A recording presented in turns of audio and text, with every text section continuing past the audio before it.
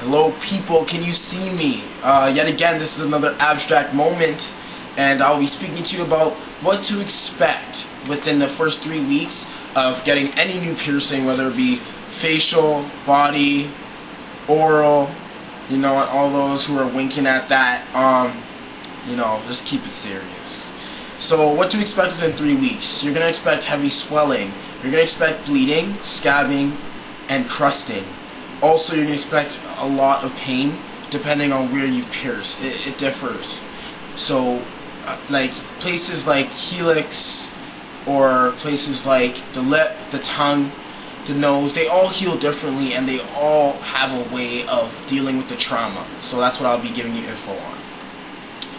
Whether it's a facial or a body piercing, there's similar ramifications that will be included with those piercings. So with any piercing, especially around the facial area, you're going to expect crusting and new skin to form within 4 days after getting that piercing. So products that you should be aware of using, okay? I'm going to let you know that there's going to be a lot of products that people are going to tell you. But from personal experience, I'm going to recommend these products to you, and they worked for me. I've had my piercings for a really long time, and I've just been removing them so I can be redoing them. But these products do work in a long-term effect. So if you look to my right of me, always got to have, if you're using new jewelry, it's always good to soak your jewelry in 50% alcohol before removing or putting it in. It will not burn because after 3 weeks or 4 weeks your piercing should be fully healed. There will be no blood or open wound. So 50% rubbing alcohol will be good to use, or shea butter. Shea butter is also good to use because it gets rid of odor, especially for places like the septum and the lip that carry odor on the metal. As well is you're going to need hydrogen peroxide, USP 10% volume. This should be sprayed on your piercing or soaked with a Q-tip around and inside the piercing at least once a day. That's what will prevent any keloid scarring or things like that. The next product I'm going to talk to you about is sea salt. You can go to the dollar store. I know you guys all go to the dollar store. I don't care. Wherever you go, sea salt, 100% sea salt is good. Please don't use table salt. That will just dry out your skin. Use sea salt because it is good for your pores, it gets that dirt out, and it also prevents odor. Definitely you're going to use a 1/4 teaspoon a day, 2 soaks a day with your piercings, and 1 spray of hydrogen peroxide. So once again, I'm telling you, 1/4 teaspoon twice a day. And what you can also do is I usually put it in a bottle, like a Sprite bottle size, 235 milliliters. And you just put in that 1/4 teaspoon of sea salt, and you shake it, mix it, and then you just rinse every day, just twice a day, and that's all you're going to need. Also, another product, you always need to lubricate your piercings. So if you look in my drawer here, I have anything like lubricating jelly would work really well. Polysporin or any type of vitamin E cream. Vaseline, it's really oily and I wouldn't recommend putting that on your face, but get anything to really moisturize it, because dryness really does prevent piercings from healing, plus it gets really uncomfortable. Alright, so how many times a day? Again, I'm going to go in retrospect. How many times a day you should clean your piercings?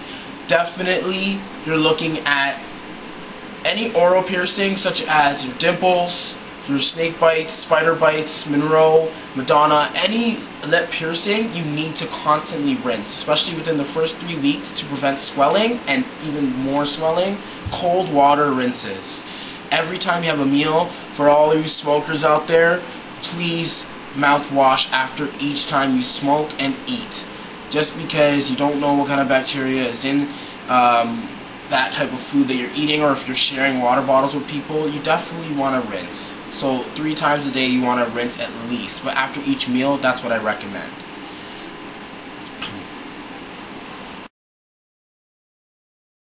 And how to clean. How to clean.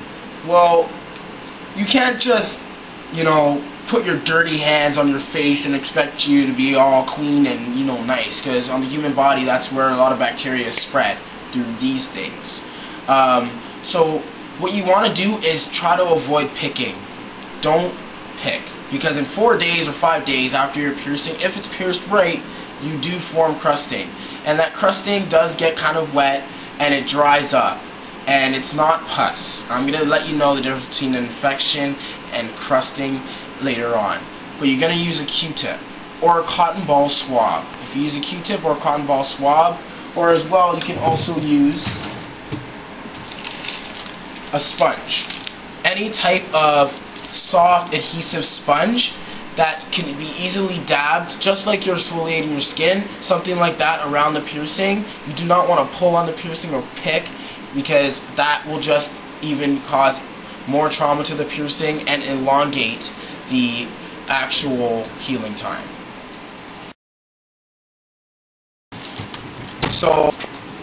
So healing times as well, like I was about to go into.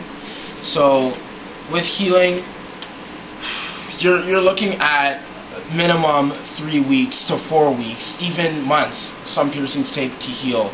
Like the dimples, for me, they took a while to stop swelling, and they finally look normal. With healing, especially with piercing a muscle, I'm going to tell you the difference between piercing muscle, soft tissue, and anything that has thick cartilage. Like the helix, the conch, the rook, the tragus, anything that's soft bone, which is cartilage in the body, takes a lot longer for it to heal, because you're piercing usually a higher gauge than the jewelry. So you need space for it to heal. And if it's moving a lot, so make sure you get jewelry that's snug and close, but not so tight that it can't breathe. You're looking at a couple months for that to heal, because cracking can occur. So, but with a tongue piercing, moving on, or with any muscle tissue and going through tendons and things like that, you're looking at 3 to 4 weeks of healing.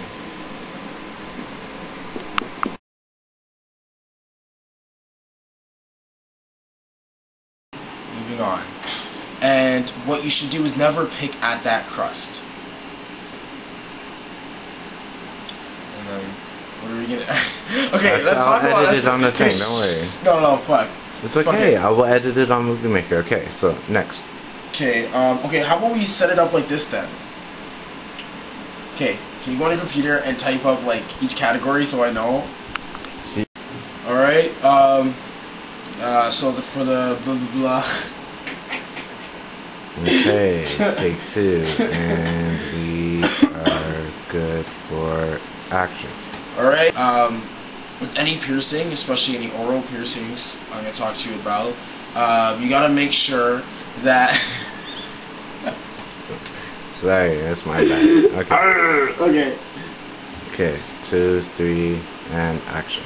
Alright, good evening, all my fans and supporters. Keep on liking your page, tell your friends. Today I actually wanted to give you some information about 3 weeks after you get a brand new piercing, whether it's oral, facial, or body. You're looking at heavy swelling. I'm sorry, it's my fault. Okay. The first one was really good. I don't know why I laughed. This is the oral part. This was funny. Okay. Alright. Okay. And action. Alright. Good evening, people at home. Alright, we got We should have bloopers. I know. Okay. Sorry. Go. Alrighty. It's funny because you have the cars now. I know. It's so official. Alright, ready? Okay. Action. Good evening, fans, supporters. Hello, people, can you see me? People, can you see me? I'll be like, people, can you see me? Alright, go. People, can you see me? Yes, you're watching Abstract Daily. What is it called again? What is it called again? Well, we have different things. We have abstract moments. Okay. So this could be an abstract moment. It's another abstract moment. Yeah. Okay. Yeah. Okay. Ready? Yeah.